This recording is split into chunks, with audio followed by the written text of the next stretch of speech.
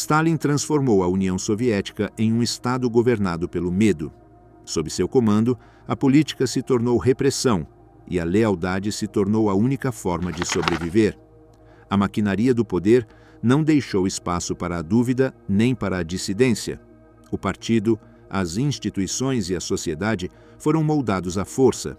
O controle absoluto eliminou rivais, silenciou vozes e transformou a obediência em norma. Cada passo estava vigiado, cada palavra podia se tornar uma condenação. O sistema funcionava não com confiança, mas com terror. Como conseguiu um só homem concentrar tanto poder sem oposição real? O que fez possível que a obediência substituísse o debate e o medo levantasse muros mais fortes que qualquer fronteira? Que legado deixou um governo que transformou a disciplina em sua arma mais letal? Em abril de 1922, a União Soviética tentava se consolidar após a devastação da Guerra Civil. Nesse contexto, Iosif Dzugashvili recebeu um cargo que parecia secundário: secretário-geral do Comitê Central do Partido Comunista. Oficialmente, suas funções eram administrativas, centradas em coordenar nomeações e manter a máquina burocrática. Para figuras de maior prestígio como Trotsky, Zinoviev, Kamenev e Bujarin, aquele cargo parecia irrelevante frente às discussões estratégicas que se desenvolviam no Politburo. No entanto, Stalin compreendeu que essa aparente fraqueza era uma oportunidade. Desde a Secretaria-Geral, começou a tecer uma rede de lealdades dentro dos comitês locais e regionais. Através da inspeção operária e camponesa e da comissão de controle, também sob seu comando, colocou funcionários que dependiam diretamente dele para manter sua posição. Cada transferência e cada promoção reforçavam uma teia invisível que, em poucos anos, lhe proporcionou uma vantagem política decisiva. Nesses mesmos anos, Vladimir Lenin sofria as sequelas de vários ataques cerebrais que o mantinham afastado da direção efetiva do partido. Entre dezembro de 1922 e janeiro de 1923, ditou o que depois seria conhecido como seu testamento político.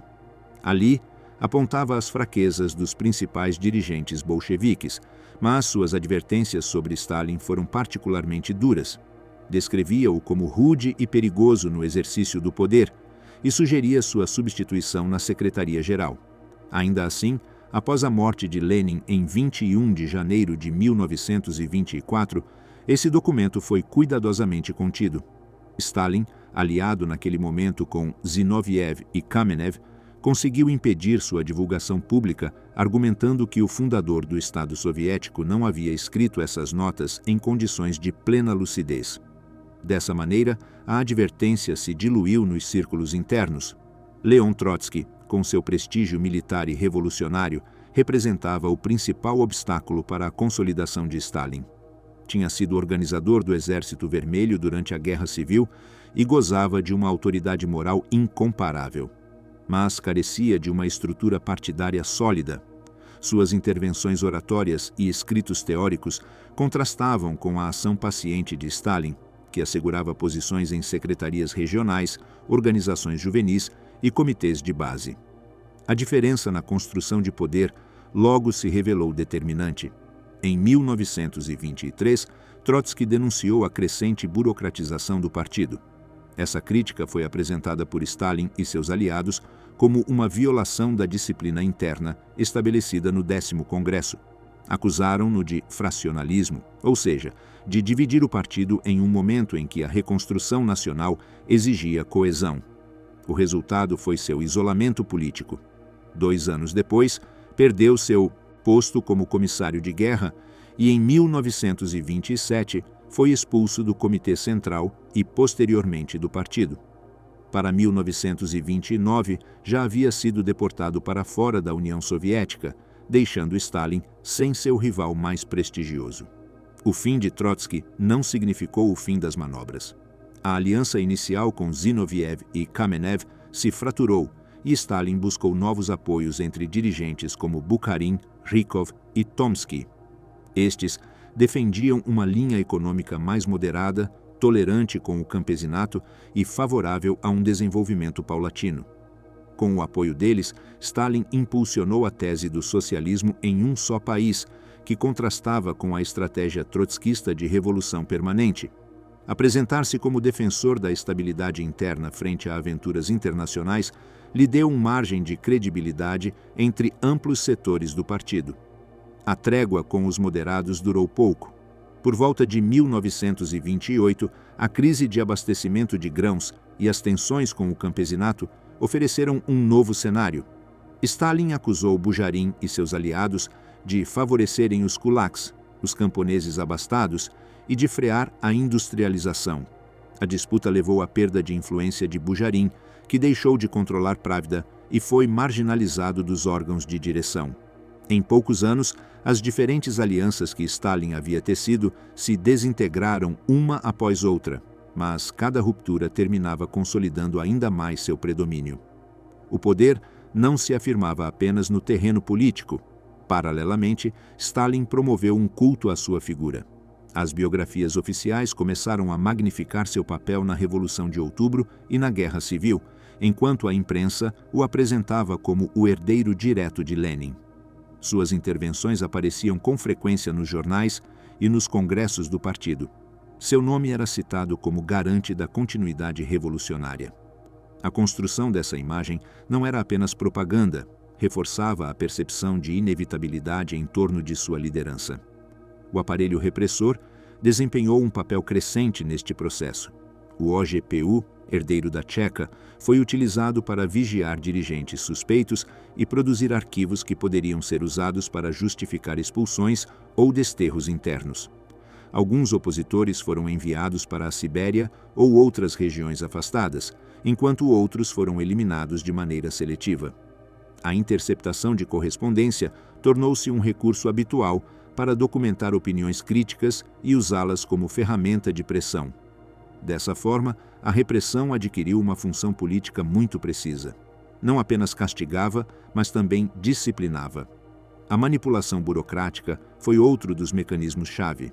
Stalin controlava as agendas das reuniões do Politburo, decidia quais temas eram discutidos e em que ordem, e influenciava na redação de resoluções. Seu acesso privilegiado a documentos internos permitia-lhe antecipar posições e preparar contra-ataques.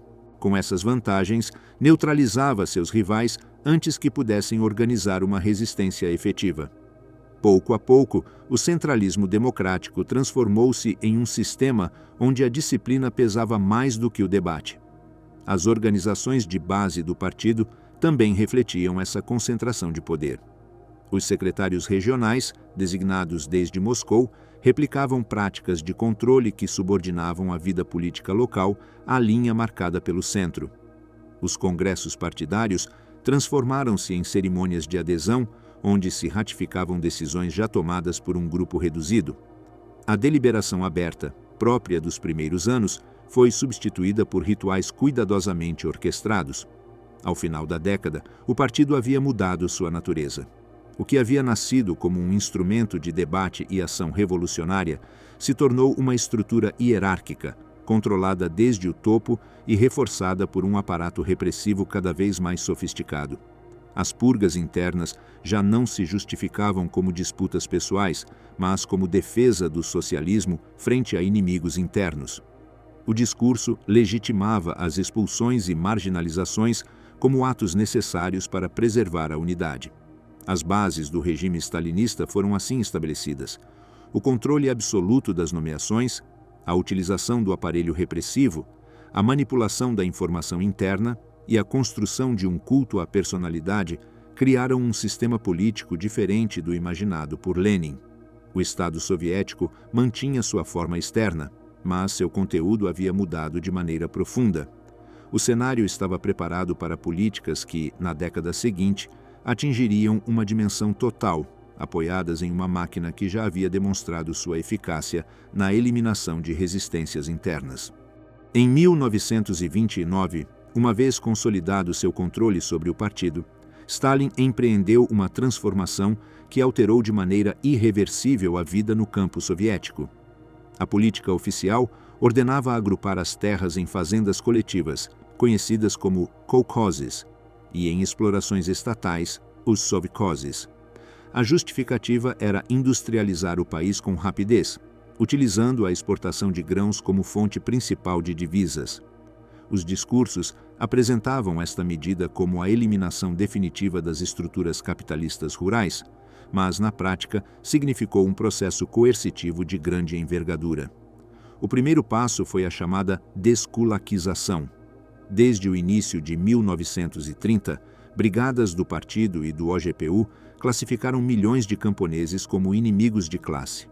Bastava possuir uma pequena maquinaria, um par de animais adicionais ou manifestar oposição às requisições para ser considerado kulak. O resultado foi a confiscação maciça de propriedades e a remoção de ferramentas básicas de produção.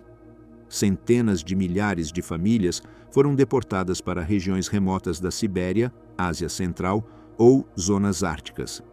As transferências foram realizadas em vagões de carga sem aquecimento nem ventilação, com escassos alimentos e água.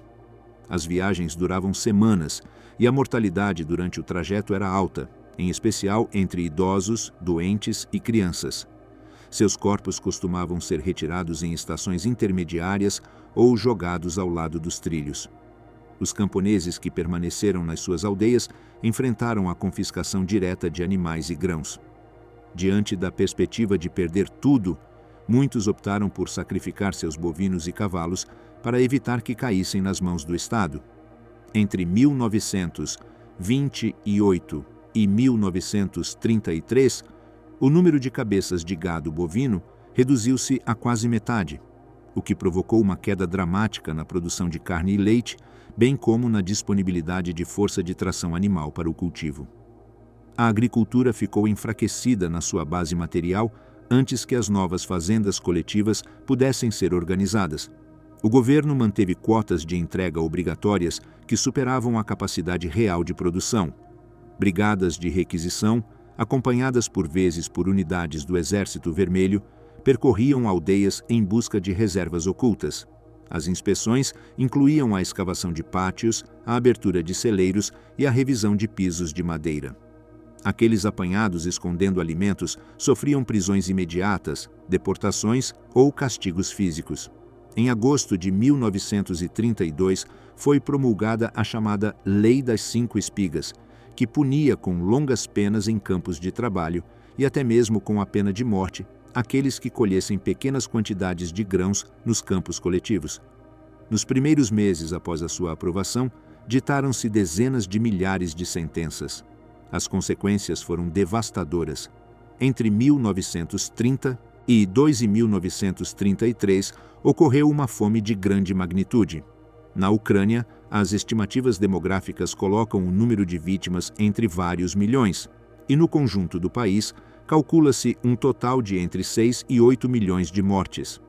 Os relatórios oficiais enviados a Moscovo descreviam aldeias inteiras sem alimentos, corpos insepultos e uma mortalidade infantil massiva. Apesar desta informação, as quotas de requisição foram mantidas sem modificações e as exportações continuaram para sustentar os planos de industrialização. A Ucrânia foi submetida a medidas adicionais. Foi proibido o deslocamento de camponeses famintos para outras regiões e estabeleceram-se cordões de segurança para impedir sua chegada às cidades. Simultaneamente, desenvolveram-se operações especiais de requisição com o argumento de que a população ucraniana escondia grãos de maneira sistemática. A repressão também atingiu dirigentes locais que propunham medidas de alívio. Vários quadros do partido regional foram destituídos e substituídos por funcionários leais a Moscou. Ao mesmo tempo, intensificaram-se campanhas culturais contra o uso da língua ucraniana em instituições educativas e administrativas. A propaganda oficial apresentava um panorama radicalmente diferente. Os jornais publicavam números inflacionados de colheitas e fotografias de fazendas, modelo cuidadosamente preparadas. Em 1933, a visita do político francês Édouard Herriot foi utilizada como operação de encobrimento. Ele foi conduzido por aldeias previamente abastecidas e ocultaram-se as zonas mais afetadas. Ao retornar, declarou não ter observado sinais de fome, e estas declarações foram exploradas diplomaticamente para desacreditar as denúncias que circulavam no estrangeiro. Enquanto isso, a repressão atingia intelectuais, ativistas e camponeses acusados de sabotagem. As deportações derivadas da desculaquização superaram 1,5 milhão de pessoas entre 1930 e 1932. Os sobreviventes foram reassentados em regiões inóspitas, onde deveriam construir assentamentos desde o zero. Muitos deles integraram depois a força de trabalho do sistema de campos em expansão. A repressão adotou formas cada vez mais sofisticadas. Brigadas especializadas usavam sondas metálicas para detectar grãos enterrados, cães treinados localizavam depósitos ocultos e ofereciam-se recompensas a quem delatasse seus vizinhos. Crianças e adolescentes eram interrogados sobre as práticas de suas famílias, criando um clima de medo e desconfiança generalizada. A resistência camponesa, embora fragmentada, existiu em múltiplas formas. Foram registrados incêndios de instalações coletivas, destruição deliberada de maquinaria e ataques a funcionários locais. Algumas tentativas de defender reservas comunitárias foram sufocadas mediante prisões em massa e deportações de aldeias inteiras. A repressão oficial respondia com execuções exemplares e processos públicos que buscavam desincentivar novas ações de oposição. O impacto demográfico foi profundo. Regiões inteiras perderam uma percentagem substancial da sua população rural, em alguns casos perto da metade.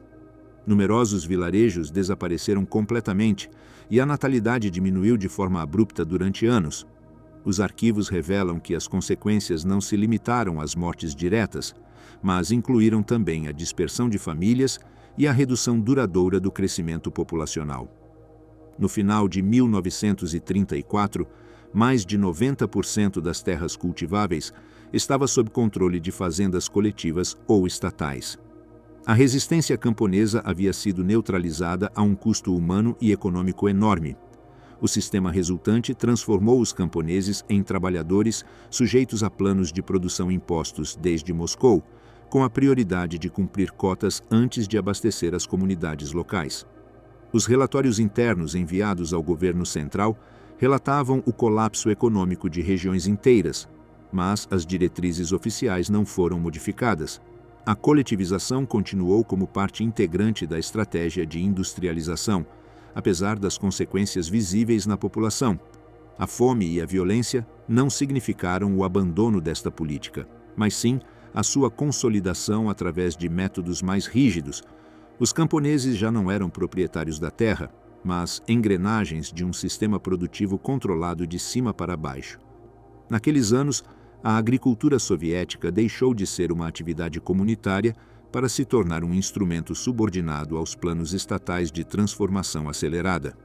O preço foi uma crise humanitária de enormes proporções e a criação de um modelo agrário que marcaria o desenvolvimento do país nos anos seguintes. Em 1º de dezembro de 1934, Sergei Kirov foi assassinado na sede do Smolny, em Leningrado. Líder do partido naquela cidade e membro do Politburo, sua morte gerou um impacto imediato na estrutura soviética. O autor material, Leonid Nikolaev, foi detido no local, mas as circunstâncias do crime nunca foram completamente esclarecidas. A versão oficial o apresentou como um ato pessoal, embora desde o início surgissem suspeitas sobre um pano de fundo político. Kirov tinha adquirido crescente prestígio dentro do partido e gozava de uma popularidade que se refletiu no 17º Congresso, celebrado meses antes, onde recebeu uma ovação que alguns consideraram mais intensa que a dedicada a Stalin. Sua independência frente a certas medidas extremas de coletivização o situava como uma figura com potencial de disputar influência na cúpula soviética. O assassinato abriu caminho para uma nova etapa de repressão sistemática. Nesse mesmo dia, o governo aprovou uma lei que simplificava os procedimentos judiciais em casos de terrorismo. Os acusados seriam julgados sem direito à defesa adequada e as sentenças de morte seriam executadas imediatamente após serem ditadas. Esta legislação lançou as bases legais para o que se transformaria em uma repressão de caráter maciço. Nas semanas posteriores, milhares de pessoas foram presas. O NKVD, sob a direção de Genrik Yagoda, recebeu ordens de investigar supostas conspirações, e o caso Kirov se tornou pretexto para vincular antigos opositores com complôs de espionagem e sabotagem fabricados. Os métodos empregados para obter confissões foram meticulosos. A tortura física incluía espancamentos prolongados e técnicas projetadas para não deixar marcas visíveis. A isso se somava a privação de sono, o isolamento em celas geladas e as ameaças dirigidas contra familiares próximos. Os interrogatórios podiam prolongar-se durante semanas, até que os acusados aceitavam acusações inverossímeis, como conspirações internacionais ou atentados planejados contra a liderança soviética. O objetivo não era esclarecer fatos, mas produzir confissões que validassem publicamente a narrativa oficial. Entre 1936 e 1938, ocorreram os julgamentos mais emblemáticos. Em agosto de 1936, Grigory Zinoviev e Lev Kamenev enfrentaram acusações de conspirar junto com Trotsky para assassinar Stalin. Durante o processo, confessaram crimes inexistentes e foram executados imediatamente. Em janeiro de 1937, 17 funcionários foram julgados por acusações similares. Karl Radek admitiu ter colaborado com agentes estrangeiros e Grigory Piatakov reconheceu conspirações relacionadas com a indústria pesada. Em ambos os casos, as confissões foram obtidas sob coação e os acusados foram condenados à morte ou enviados a campos de trabalho.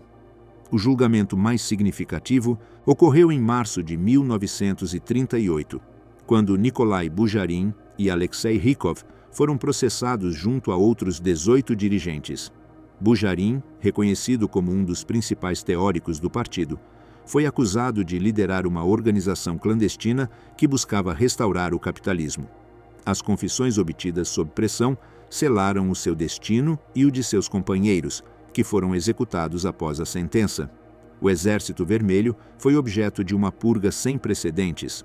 Em junho de 1937, o Marechal Mikhail Tukhachevsky e outros altos comandos foram presos, acusados de conspirar com a Alemanha para organizar um golpe militar.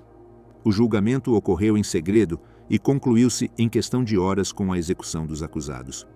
Nos meses seguintes, 3 dos 5 marechais do país foram executados, junto com a maioria dos comandantes do exército e uma grande parte dos oficiais do Estado-Maior. Esta depuração reduziu drasticamente a capacidade operacional do Exército Vermelho às vésperas da guerra que se aproximava. Em 1936, Nikolai Yezhov substituiu Yagoda à frente do NKVD. Durante sua gestão, conhecida como Yezhovshchina, a repressão atingiu seu ponto mais alto. Entre 1937 e 1938, as execuções diárias contavam-se por milhares. As ordens de prisão eram emitidas em listas com milhares de nomes, e as sentenças eram aprovadas diretamente por Stalin e seu círculo próximo. Cada região recebia cotas específicas de pessoas para deter, julgar e executar. Os responsáveis locais competiam para superar esses números como prova de lealdade. Quando se esgotavam os suspeitos habituais, cidadãos eram presos ao acaso para cumprir com os números estabelecidos. A repressão afetou também as famílias dos acusados. As esposas eram presas automaticamente como cúmplices, enquanto os filhos maiores de 15 anos podiam ser enviados para campos de trabalho. Os menores eram internados em orfanatos sob controle estatal, o que introduziu a prática da culpabilidade hereditária. Desta forma, o castigo transcendia o indivíduo e se estendia ao seu entorno familiar. Os métodos de execução foram sistematizados em espaços projetados para esse fim. No porão da Lubyanka, sede do NKVD em Moscou, funcionava uma sala de execuções adaptada com sistemas de drenagem para facilitar a limpeza. Os condenados eram executados com um tiro na nuca e seus corpos eram transportados em caminhões fechados para valas comuns nos arredores da cidade. A rotina burocrática deste procedimento transformava a morte em um ato administrativo a mais do Estado. Os números documentados revelam a magnitude do processo. Entre 1937 e 1938, cerca de 1,5 milhão de pessoas foram presas. Destas, cerca de 700 mil foram executadas e mais de 1 milhão enviadas ao sistema de campos de trabalho. Nenhum setor social ficou de fora. Camponeses, operários, técnicos, cientistas, escritores, funcionários e militares foram atingidos pelas detenções. O clima social refletia o alcance do terror. As prisões eram realizadas habitualmente durante a madrugada, entre as 2 e as 5. As equipes do NKVD invadiam os domicílios, revistavam os pertences e levavam os acusados sem dar explicações. Muitas famílias desconheciam durante meses o paradeiro dos detidos. As denúncias se multiplicavam entre vizinhos, colegas e até familiares, alimentadas pelo medo ou pela busca de favores políticos. Os pais temiam que seus filhos repetissem na escola algum comentário ouvido em casa. O silêncio e a autocensura tornaram-se normas cotidianas. A manipulação da memória também fez parte deste processo. Fotógrafos oficiais foram instruídos para remover das imagens os líderes executados. Congressos, reuniões e desfiles foram retocados, apagando figuras inteiras para produzir um registro visual de acordo com a versão oficial. Esta prática transformou as fotografias em instrumentos de controle político, tanto quanto os arquivos judiciais. No final de 1938, Yezhov foi destituído e posteriormente executado. Lavrenti Beria o substituiu na chefia do NKVD, reduzindo o ritmo das execuções em massa, embora a repressão não tenha cessado. A reorganização respondeu mais a motivos administrativos do que a um questionamento dos métodos. O Estado havia demonstrado que podia eliminar de maneira sistemática seus opositores e manipular a realidade política, militar e cultural do país. O período conhecido como Grande Terror transformou completamente a vida soviética. A cúpula do partido, o exército e a intelectualidade foram submetidos a uma depuração sem precedentes. O aparelho estatal aperfeiçoou métodos legais, policiais e propagandísticos para exercer um controle total. O resultado foi uma sociedade atravessada pelo medo, a desconfiança e a obediência compulsiva, condições que marcariam de forma duradoura a política e a vida cotidiana na União Soviética. Os primeiros campos de trabalho surgiram nos anos posteriores à Revolução de Outubro. Sob Lenin, já existiam instalações para prisioneiros políticos e criminosos comuns, mas eram limitadas em número e alcance. Foi na década de 1930 quando o sistema adquiriu forma organizada através da Direção Principal de Campos, conhecida como Gulag, que centralizou a administração destas instituições. Desde então, os campos se tornaram uma ferramenta essencial de controle político, exploração econômica e colonização de vastas regiões do território soviético. A expansão do Gulag concentrou-se nas zonas mais inóspitas do país. Colima, no extremo oriente, tornou-se célebre pelas suas minas de ouro e pelo seu clima extremo, onde os invernos podiam descer a temperaturas impossíveis de suportar sem proteção adequada. Vorkutá, situada no Círculo Polar Ártico, abrigava minas de carvão em condições letais. Magadan funcionava como centro de coordenação no nordeste da Sibéria, de onde se administravam as rotas de transporte e o envio de prisioneiros. A geografia do Gulag refletia a lógica de situar os presos em regiões desoladas, onde a exploração de recursos coincidia com a impossibilidade prática de fuga. Um dos princípios mais representativos do sistema foi desenhado por Naftali Frenkel, antigo prisioneiro convertido em administrador. Estabeleceu um mecanismo de rações ligadas à produtividade. Os prisioneiros que alcançavam as cotas de trabalho recebiam alimentos algo mais abundantes, enquanto que aqueles que ficavam abaixo sofriam reduções. Em um ambiente de fome permanente, isso significava que o baixo rendimento acelerava o enfraquecimento físico e conduzia com frequência à morte. A disciplina se baseava em um círculo fechado. Trabalhar mais para obter algo mais de alimento e falhar equivalia a ser empurrado ao colapso físico. A população carcerária era heterogênea. Uma parte significativa era composta por opositores políticos, mencheviques, trotskistas, anarquistas, ou simples cidadãos acusados de atividades antissoviéticas. A eles se somavam minorias nacionais deportadas como poloneses, alemães do Volga, tártaros da Crimeia, chechenos e bálticos. O clero de diferentes confissões foi perseguido de maneira sistemática e, junto a eles, ingressavam intelectuais, escritores e cientistas que haviam expressado opiniões contrárias ao regime. A convivência com criminosos comuns, conhecidos como urki, criava tensões constantes. Estes últimos gozavam de certo respaldo tácito das autoridades que os utilizavam para controlar os presos políticos mediante a violência cotidiana. O trabalho forçado constituía a base do sistema. Os reclusos participaram em projetos emblemáticos, como o Canal do Mar Branco, construído entre 1931 e 1933, onde morreram dezenas de milhares de trabalhadores.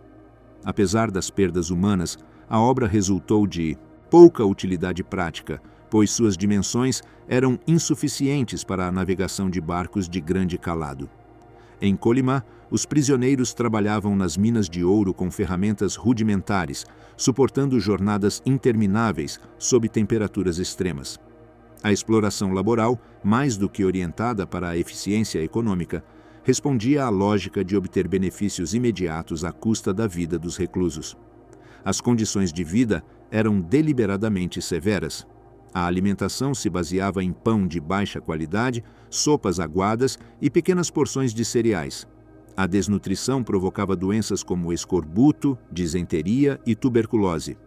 As roupas eram insuficientes para resistir aos invernos e os barracões mal isolados não garantiam abrigo contra o frio. O amontoamento impedia o descanso adequado, o que aumentava a vulnerabilidade a doenças e acidentes. As mulheres prisioneiras sofriam de maneira particular. Os abusos sexuais por parte de guardas e delinquentes comuns eram frequentes e raramente sancionados. As gravidezes nessas condições costumavam terminar em partos insalubres e alta mortalidade infantil. As punições eram aplicadas mesmo por infrações menores. A redução de rações, o confinamento em celas sem aquecimento e as surras públicas eram métodos habituais para manter a disciplina. As tentativas de fuga eram punidas com a execução imediata e os corpos dos fugitivos abatidos eram expostos como advertência para dissuadir os demais. A brutalidade do sistema foi concebida para reforçar a ideia de que a obediência era a única via possível de sobrevivência. A literatura posterior documentou estas experiências. Alexander Solzhenitsyn reuniu testemunhos na sua obra Arquipélago Gulag, enquanto Vassili Shalamov descreveu em Relatos de Kolyma a vida em condições extremas, onde a sobrevivência muitas vezes dependia de sacrificar princípios éticos. Ambos mostraram como o sistema destruía tanto a integridade física como os vínculos sociais e morais. A administração do Gulag desenvolveu práticas para esconder a magnitude da mortalidade. Era comum liberar prisioneiros em estado terminal para que morressem fora dos registros oficiais. Com isso, as estatísticas aparentavam uma eficiência maior do que realmente existia. O sistema funcionava, além disso, como motor de colonização. Cidades inteiras, redes ferroviárias e estradas foram construídas por prisioneiros em zonas onde a mão de obra livre dificilmente se teria estabelecido. Magadan, Vorkutá e outros assentamentos devem sua existência ao trabalho forçado. Durante a Segunda Guerra Mundial, os campos adaptaram sua produção. Muitas fábricas internas fabricavam uniformes, munições e outros materiais militares. Alguns prisioneiros foram libertados e enviados diretamente para a frente de combate, em um contexto onde cada soldado era necessário. Até mesmo membros do clero, perseguidos em anos anteriores, foram reabilitados de maneira temporária para mobilizar apoio social. No entanto, a maioria dos condenados permaneceu no sistema, cumprindo sentenças íntegras em condições inalteradas. As reduções de pena foram excepcionais. A liberdade condicional era praticamente inexistente, e mesmo após serem liberados, os ex-prisioneiros enfrentavam severas restrições. Muitos tinham proibido voltar aos seus locais de origem e eram obrigados a se estabelecer em regiões periféricas sob vigilância. O estigma social os acompanhava permanentemente. Eram apresentados como indivíduos perigosos, o que tornava difícil conseguir emprego, acessar educação ou se integrar na vida comunitária. Este estigma afetava também as suas famílias, reproduzindo uma condição hereditária de suspeita e marginalização. Os arquivos revelam que entre 1930 e 1953 passaram pelo sistema entre 18 e 20 milhões de pessoas. As mortes registradas são estimadas entre 1,5 milhão e 3 milhões, devido a execuções, doenças, acidentes, violência interna e suicídios. Apesar do enorme número de trabalhadores, a produtividade do sistema foi baixa em comparação com a mão de obra livre. O enfraquecimento físico dos prisioneiros impedia a manutenção de ritmos de trabalho sustentados, e muitos projetos resultaram ineficientes ou fracassados. A vida cotidiana dentro dos campos gerou mecanismos informais de sobrevivência. Desenvolveu-se uma economia paralela baseada no escambo. Pequenos objetos, fragmentos de roupa ou rações adicionais circulavam como moeda alternativa. Essas trocas permitiam obter vantagens mínimas, como um pedaço extra de pão ou uma tarefa menos exaustiva. A correspondência com o exterior estava rigorosamente censurada. As cartas deviam evitar referências às condições reais, à mortalidade ou aos castigos. As famílias recebiam mensagens padronizadas, o que ocultava a realidade do sistema atrás de uma fachada de normalidade. O Gulag não foi apenas um instrumento repressivo, foi também um dispositivo de engenharia social. O seu impacto transcendeu os prisioneiros e alcançou a sociedade soviética como um todo.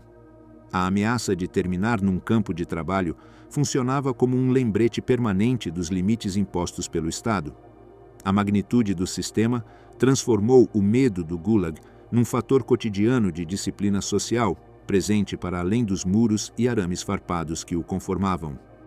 Em 23 de agosto de 1939, foi assinado em Moscou o Pacto de Não Agressão entre a União Soviética e a Alemanha nazista. O texto público continha cláusulas de neutralidade mútua, mas os protocolos secretos anexos estabeleceram uma divisão territorial da Europa Oriental. A Polônia seria dividida entre os dois países ao longo dos rios Narew, Vístula e San, enquanto a Finlândia, Estônia, Letônia e Bessarábia passavam para a esfera soviética. O acordo refletia uma convergência temporária de interesses, mais pragmática do que ideológica. No 1º de setembro, a Alemanha invadiu a Polônia desde o oeste. No 17 de setembro, o Exército Vermelho entrou desde o leste, cumprindo os termos acordados. A ocupação soviética das regiões orientais implicou a deportação imediata de centenas de milhares de pessoas. Funcionários, oficiais e suas famílias foram transferidos em trens de gado para a Sibéria e a Ásia Central, em condições que ocasionaram grande número de mortes durante o trajeto. O objetivo era desarticular qualquer possível resistência organizada nos territórios incorporados. Na primavera de 1940, a NKVD executou mais de 20 mil oficiais, policiais, intelectuais e membros da elite polaca. A operação, planejada de forma centralizada, ocorreu em diversos locais, entre os quais Katyn se tornou o mais conhecido. Os prisioneiros foram transferidos de campos de internamento e executados com tiros na nuca. Os corpos foram enterrados em valas comuns, ocultas com terra e vegetação. Durante décadas, a responsabilidade foi atribuída aos alemães, através de documentos falsificados e depoimentos preparados. Não foi até 1990 que o Estado soviético reconheceu oficialmente a autoria da NKVD. Nos Estados Bálticos, após a ocupação soviética de 1940, foram aplicadas políticas semelhantes. Milhares de estonianos, letões e lituanos foram presos e deportados. Em junho de 1941, pouco antes da invasão alemã, teve lugar uma grande operação que enviou a dezenas de milhares de pessoas para a Sibéria e o Cazaquistão. O padrão foi o mesmo: transporte em trens de gado durante semanas, sem alimentos adequados ou condições mínimas de higiene. A Guerra de Inverno contra a Finlândia, entre 1939 e 1940, mostrou as fraquezas estruturais do Exército Vermelho. As purgas militares dos anos anteriores haviam eliminado grande parte da oficialidade experiente. A falta de preparo dos comandos gerou baixas altíssimas.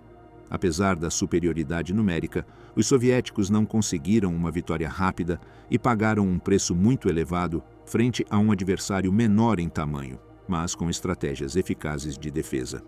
Em 22 de junho de 1941, a Alemanha lançou a Operação Barbarossa. Apesar de vários relatórios de inteligência que alertavam sobre o ataque, Stalin desconsiderou os sinais e proibiu a preparação de defesas imediatas. Ele considerava improvável que Hitler se arriscasse a abrir uma frente oriental enquanto ainda lutava contra a Grã-Bretanha no oeste. A decisão permitiu às forças alemãs avançarem rapidamente nos primeiros meses. Milhões de soldados soviéticos foram cercados e capturados. A mortalidade dos prisioneiros soviéticos nos campos alemães superou 80%, resultado de fome deliberada, falta de cuidados médicos e condições de detenção letais.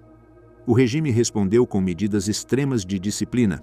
Em 28 de julho de 1942, Stalin assinou a Ordem 227, conhecida pelo slogan "Nenhum passo atrás". Estabelecia que nenhuma unidade poderia retirar-se sem autorização expressa e criava destacamentos de bloqueio, integrados por tropas do NKVD situadas atrás das linhas de combate. Sua tarefa consistia em deter e executar aqueles que tentassem fugir. Os arquivos documentam que mais de 150 mil soldados soviéticos foram fuzilados por essas unidades, acusados de covardia ou deserção.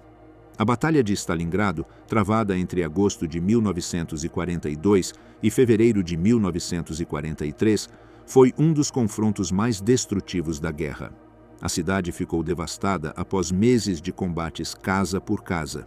As baixas soviéticas superaram 1 milhão entre mortos, feridos e desaparecidos. A população civil presa sofreu fome e bombardeios constantes.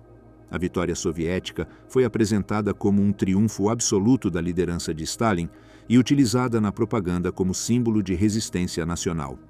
A narrativa oficial ocultava que grande parte da resistência tinha sido mantida mediante ameaças de execução contra as próprias tropas. O tratamento dado aos prisioneiros de guerra soviéticos libertados após a contraofensiva revelou outro aspecto repressivo. Muitos foram enviados para centros de filtragem da NKVD, onde eram interrogados durante semanas. Eles eram considerados suspeitos de colaboração com o inimigo pelo simples fato de terem sobrevivido em cativeiro. Dezenas de milhares foram condenados a trabalhos forçados no Gulag. A doutrina oficial sustentava que um verdadeiro patriota deveria resistir até a morte e nunca se render, de modo que o retorno vivo equivalia à falta de lealdade. A lógica alcançou até mesmo a família do próprio Stalin. Seu filho mais velho, Yakov Dzugashvili, foi capturado em julho de 1941. Os alemães tentaram trocá-lo por oficiais de alta patente, incluindo o marechal Friedrich Paulus, capturado em Stalingrado. Stalin rejeitou qualquer negociação, argumentou que não trocaria um soldado por um marechal e que seu filho devia compartilhar a sorte de todos os prisioneiros soviéticos. Yakov morreu em 1943 em Sachsenhausen. Os alemães sustentaram que ele cometeu suicídio contra uma cerca eletrificada, embora as circunstâncias nunca tenham ficado claras. Seu destino foi apresentado propagandisticamente tanto por alemães quanto por soviéticos, cada um com fins distintos. Durante os últimos anos da guerra, intensificaram-se as deportações em massa de povos acusados de colaboração coletiva com o ocupante alemão. Chechenos, inguches, calmucos, carachais e balcares foram deslocados para regiões remotas em operações realizadas em poucos dias. Tropas do NKVD cercavam aldeias, reuniam a população em centros de reunião e lhes davam minutos para recolher seus pertences. Aqueles que não podiam se deslocar eram abandonados ou executados. As transferências eram realizadas em trens de gado durante semanas, com altíssimas taxas de mortalidade. Ao chegarem aos destinos, principalmente na Ásia Central e na Sibéria, os deportados deviam construir novos assentamentos em condições extremas. A mortalidade durante os primeiros anos de exílio foi muito elevada. Ao mesmo tempo, começou a desenvolver-se uma campanha contra os judeus soviéticos. Após a criação do Estado de Israel em 1948, a propaganda oficial vinculou o judaísmo com cosmopolitismo e lealdade a interesses estrangeiros. Organizações culturais judaicas foram encerradas, teatros em Yiddish fechados e escritores presos. Embora este processo se intensificasse no pós-guerra, suas bases foram estabelecidas nos últimos anos do conflito. A guerra ofereceu a Stalin a oportunidade de reforçar seu controle interno através de deportações, repressão militar e endurecimento da disciplina social. A vitória sobre a Alemanha permitiu apresentar estas medidas como necessárias para a defesa da pátria, ocultando o custo humano por trás da narrativa heróica da Grande Guerra Patriótica. No dia 23 de fevereiro de 1944, começou a Operação Lentilhas, dirigida por Lavrenti Beria, à frente do NKVD. Tropas armadas invadiram centenas de aldeias na Chechênia e Ingushétia, ordenando à população que se reunisse em praças e espaços abertos. Homens, mulheres, idosos e crianças foram carregados em caminhões e transferidos para estações ferroviárias. Mais de 400 mil chechenos e inguxes foram deportados para o Cazaquistão e Quirguistão em questão de dias. O transporte foi realizado em vagões de gado sem ventilação ou aquecimento, com famílias amontoadas durante viagens que duravam até 3 semanas. A falta de água, alimentos e assistência médica causou milhares de mortes em trânsito. Testemunhos recolhidos após a queda do regime documentam aldeias montanhosas incendiadas com seus habitantes dentro para evitar a evacuação em terrenos de difícil acesso. Em alguns setores remotos, as equipes do NKVD optaram pela eliminação direta de comunidades inteiras em vez de organizar traslados complexos. Nenhum desses episódios foi refletido nos relatórios oficiais. O padrão de responsabilidade coletiva era aplicado sem distinção de idade, sexo ou condição social. Em maio de 1944, a mesma lógica foi aplicada aos tártaros da Crimeia. Em apenas 3 dias, cerca de 200 mil foram expulsos sob a acusação de colaboração com o ocupante alemão. A medida afetou de maneira indiscriminada tanto combatentes do Exército Vermelho quanto civis. Os deportados foram enviados principalmente para o Uzbequistão, onde a falta de habitação, água potável e serviços médicos provocou uma mortalidade próxima a 40% durante os primeiros anos. Crianças e idosos foram os mais vulneráveis. A deportação foi acompanhada por uma campanha para apagar a identidade tártara. Mesquitas fechadas, cemitérios profanados, livros queimados, topônimos mudados e propriedades redistribuídas entre colonos russos e ucranianos. Os alemães do Volga tinham sido deportados em 1941, nas primeiras semanas da guerra contra a Alemanha. Mais de 800 mil pessoas foram enviadas para a Sibéria e Ásia Central, acusadas de constituir uma quinta coluna. A operação marcou um precedente que se replicaria nos anos seguintes. Em dezembro de 1943, foi a vez dos calmucos, povo de tradição budista assentado na região baixa do Volga. Aproximadamente 140 mil pessoas foram deportadas para a Sibéria. Sua república autônoma foi dissolvida e os templos budistas destruídos. Em 1943 e 1944, foram realizadas deportações semelhantes contra Carachais e Balcares, cujos territórios montanhosos foram repovoados com colonos estranhos, destruindo economias locais baseadas na pecuária. Em 1949, os gregos pônticos foram deportados sob acusações de espionagem a favor da Grécia. Cerca de 100 mil pessoas foram transferidas para a Ásia Central. Com isso, se perdeu um conhecimento tradicional de navegação e comércio marítimo que havia sido transmitido durante séculos nas costas do Mar Negro. A dispersão forçada implicou a ruptura de comunidades históricas assentadas desde tempos clássicos. As operações de deportação seguiam um esquema comum. Eram executadas no inverno, aproveitando o clima adverso para dificultar resistências. O NKVD cercava populações durante a noite e reunia os seus habitantes ao amanhecer. Concedia-se menos de 1 hora para recolher pertences mínimos. Os doentes graves e idosos que não podiam se deslocar eram abandonados ou executados em suas casas. Animais domésticos e colheitas ficavam sem atenção, e o abandono contribuía para a escassez nas regiões de destino. As viagens em vagões fechados duravam semanas. Um balde servia como latrina para dezenas de pessoas e o acesso à água era limitado a paradas ocasionais. Os guardas proibiam descer, mesmo quando o trem permanecia parado por longos intervalos. Ao chegar ao Cazaquistão, Quirguistão ou Sibéria, os deportados eram colocados em zonas áridas ou geladas. Eles recebiam terras incultas que deveriam transformar em campos produtivos, sem ferramentas nem sementes. A supervisão recaía sobre funcionários locais que, em muitos casos, desviavam os suprimentos oficiais, agravando a situação. A mortalidade nos primeiros anos superou de forma constante os 20% dos deportados, atingindo cifras ainda maiores entre os tártaros da Crimeia. A fome, as doenças infecciosas, a exposição ao frio e a ausência de assistência médica foram as principais causas de morte. O impacto cultural foi igualmente profundo. A ruptura de comunidades e a proibição de línguas nativas interromperam a transmissão de identidades coletivas.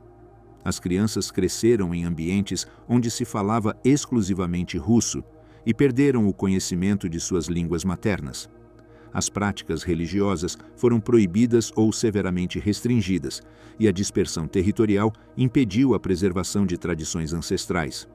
Em paralelo, desenvolveu-se uma campanha contra os judeus soviéticos. Desde 1948, após a criação do Estado de Israel, a propaganda oficial intensificou a associação do judaísmo com cosmopolitismo e lealdades estrangeiras. Foram fechados teatros em Yiddish, proibiram-se publicações nesta língua e encerraram-se organizações culturais. O Comitê Judaico Antifascista, que durante a guerra havia mobilizado apoio internacional, foi dissolvido e seus líderes presos. A partir de 1949, começou uma onda de detenções de intelectuais judeus. Escritores, atores, poetas e acadêmicos foram presos sob acusações de nacionalismo burguês e vínculos com o sionismo internacional. Os interrogatórios, prolongados durante meses, recorreram a torturas físicas e psicológicas já utilizadas nas purgas anteriores. Em 13 de agosto de 1952, 13 proeminentes escritores e artistas judeus foram executados em Moscou. Este episódio, conhecido como A Noite dos Poetas Assassinados, eliminou uma geração de figuras culturais cujas obras foram retiradas de bibliotecas e cujos nomes foram apagados de enciclopédias. A perseguição culminou na chamada Conspiração dos Médicos, iniciada em 1952. Um grupo de médicos, em sua maioria judeus, foi acusado de envenenar dirigentes soviéticos e preparar assassinatos de outros altos funcionários. As prisões foram realizadas com ampla cobertura propagandística, alimentando um antissemitismo generalizado. Os acusados foram submetidos a torturas para forçar confissões, enquanto a imprensa vinculava o caso a organizações sionistas e serviços de inteligência ocidentais. Documentos posteriores sugerem que Stalin planejava uma deportação em massa de judeus para a Sibéria ou Ásia Central, sob o mesmo esquema aplicado a outros povos. Teria sido preparada uma campanha de propaganda para apresentar a medida como necessária para protegê-los da suposta indignação popular após a descoberta da conspiração. A morte de Stalin em março de 1953 interrompeu esses planos. Os médicos detidos foram libertados poucas semanas depois. As deportações étnicas e as campanhas antijudaicas revelam um padrão de repressão baseado na responsabilidade coletiva. Comunidades inteiras foram punidas sob acusações gerais, sem julgamentos individuais nem provas específicas. Estas medidas alteraram a composição demográfica de extensas regiões da União Soviética, que foram repovoadas com colonos de nacionalidades consideradas mais leais. A consequência foi a transformação irreversível do mapa étnico do país e a destruição de culturas com séculos de raiz. No dia 28 de fevereiro de 1953, Stalin celebrou um jantar em sua residência em Kuntsevo com os 4 homens mais influentes de seu círculo. Lavrenti Beria controlava o aparato de segurança. Georgy Malenkov ocupava cargos-chave no partido.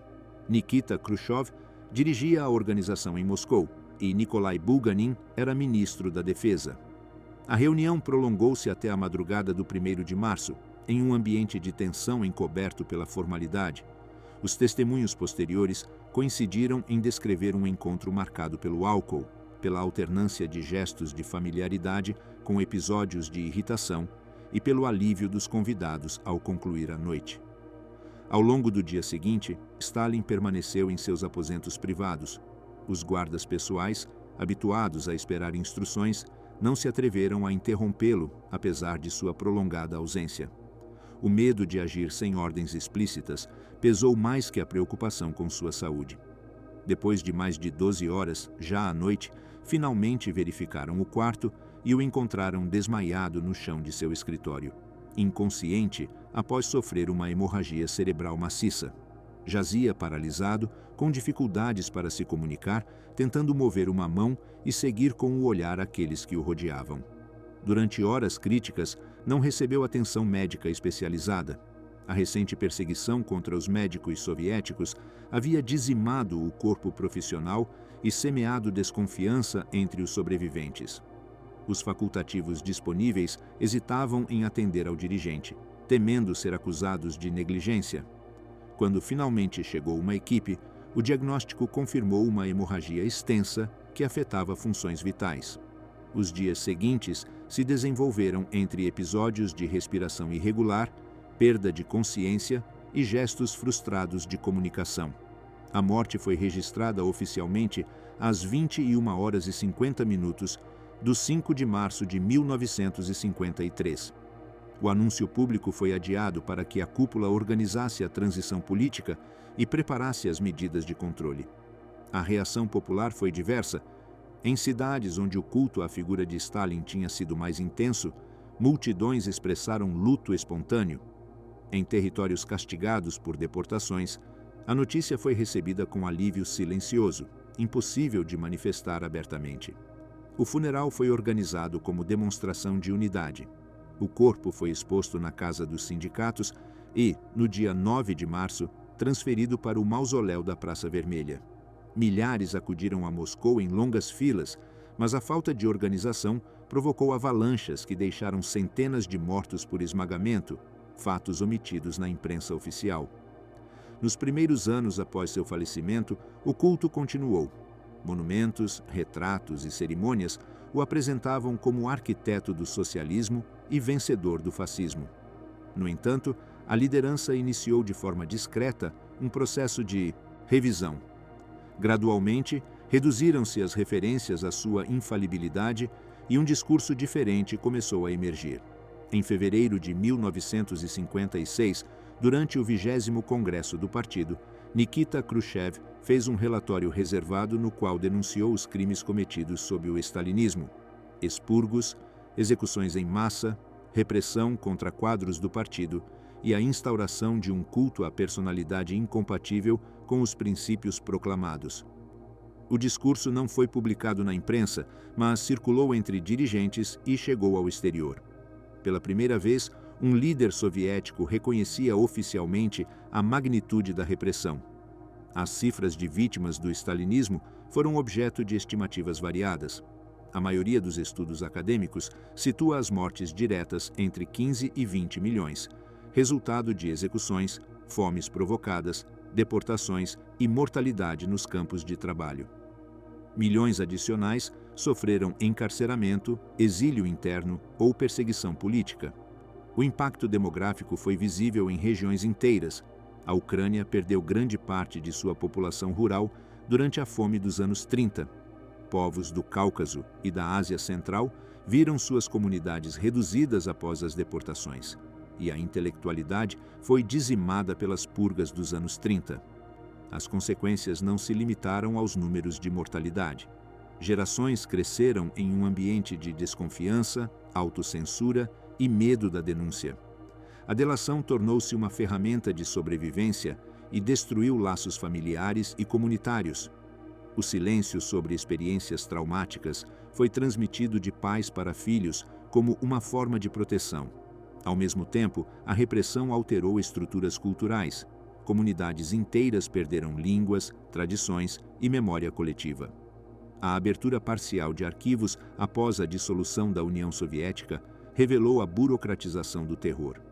Listas de execução com assinaturas, ordens de prisão em lotes, correspondência entre funcionários sobre cotas de repressão.